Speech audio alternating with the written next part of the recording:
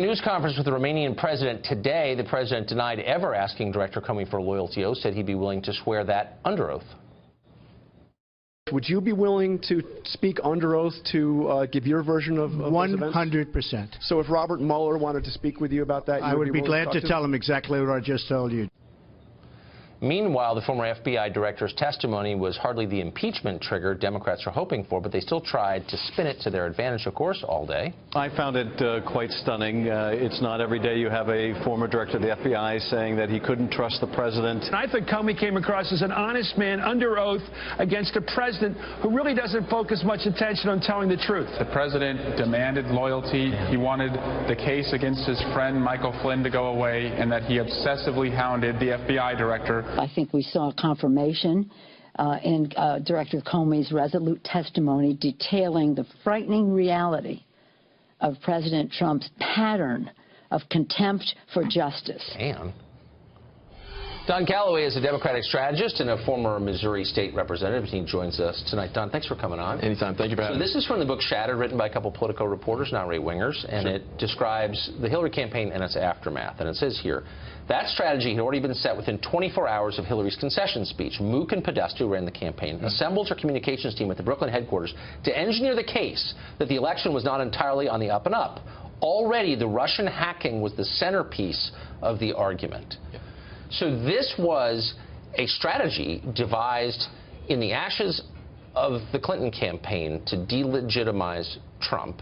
And it's been far more, I think, effective than anyone would ever have predicted. Politics aside, it should matter. It should matter to everybody. What we know, and as confirmed by 22 different independent intelligence agencies in this country, as confirmed by Director Comey yesterday under oath, is that the Russians interfered in our election process, and that interference inured to the benefit of now President Donald Trump. What we don't know is whether or not there was collusion. I'm willing to say that based upon the evidence we have out there right now, there was no collusion.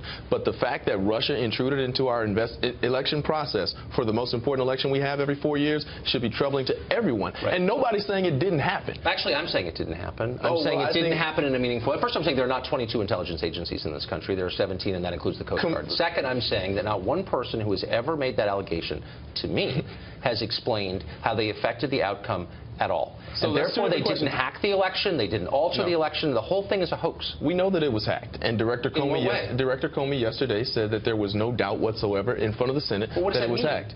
We don't know what the effect is. I'm willing to give you that. We don't know whether or not people voted for Donald Trump or Hillary Clinton because of the hacking. What we do know is that there was hacking, and that hacking involved exposing DNC secret emails, internal workings of the Democratic Party. We don't know that. We do know that, Tucker. It's not. That's not up for debate. Actually, not only is it up for debate.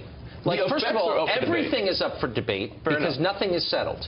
But here's why it's up for debate. No, it's not. What you have is a lot of mindless people who don't know any details, nodding in unison, oh yes, just like on a host of other subjects in Washington. But the truth is, if you go and look at the details, the DNC servers were never examined by the U.S. government, by the FBI, because the Clinton people wouldn't allow that. And so actually, it is an open question. There's, by the way, no evidence at all that any Russian hacked John Podesta's email. We don't know that. All we can say, Tucker, is that you say that hacking didn't happen, or we don't know whether or not hacking happened, but the director of the FBI, yesterday under oath said that hacking happened and that there was no doubt. Nobody debates that it happened. Senator Who Burr. did it is the question. And if you talk to any, they don't know that, and they don't say that they know that because they don't. Senator Burr yesterday asked Director Comey, and he said, I have no doubt that Russia interfered with our election process. But what does that mean? Nobody wants to get into details because they don't know the answer. So there's two different questions, Tucker. The questions are, did it happen? And I think that has been decided by you were correct, 17, not 22, forgive me.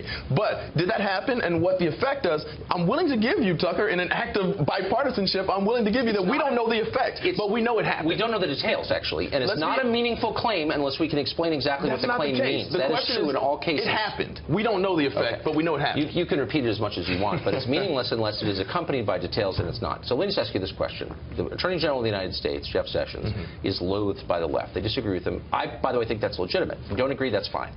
But they are now trying to take him out of commission to a great extent that he has been on the grounds that he's somehow collaborating with the Russians. And Comey, to his eternal discredit and shame, suggested that obliquely in a cowardly, disgusting way on the floor of the Senate yesterday without explaining what he meant. And I'm asking you a really simple question.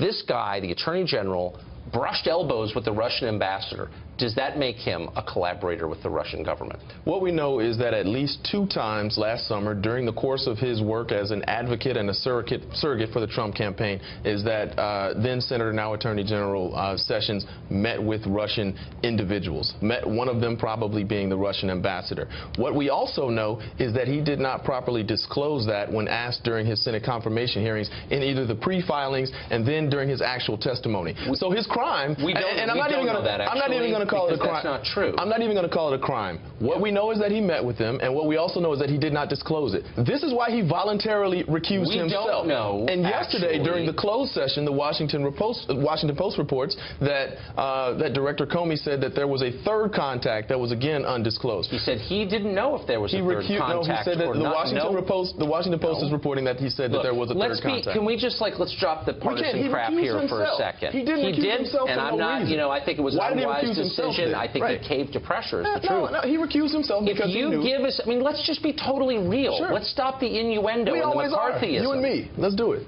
If you speak to the Russian ambassador at an event organized by the Obama administration, not acting in your capacity as a surrogate for the campaign, but as a U.S. senator, there is nothing wrong with that. That does not qualify as a campaign activity. It's not lobbying on behalf of Russia. It's totally non-sinister, and now people are claiming that that is enough that he should resign. No, so I heard you disclose that in your preamble. We don't know that those public events at the RNC were the limits of his contacts with Russia, and again, he should have disclosed it. So if nothing else, even if those contacts were not sinister, he should have disclosed it, and he failed to. No, that's the problem. I'm not saying it's a crime, but he should have disclosed it. You're factually wrong. No, because he didn't disclose them, Tucker. He needed to disclose it if he met with the Russians in his capacity as a Trump campaign surrogate. But that was not the question he was asked at his confirmation hearing. He was asked at any time during the course of last year, did you meet with Vladimir Putin? It does not mean that he's working on behalf of the Russians. You're this right. is crazy. But then say you did and you're impugning the reputation. Say you did that and explain why you did it. Okay,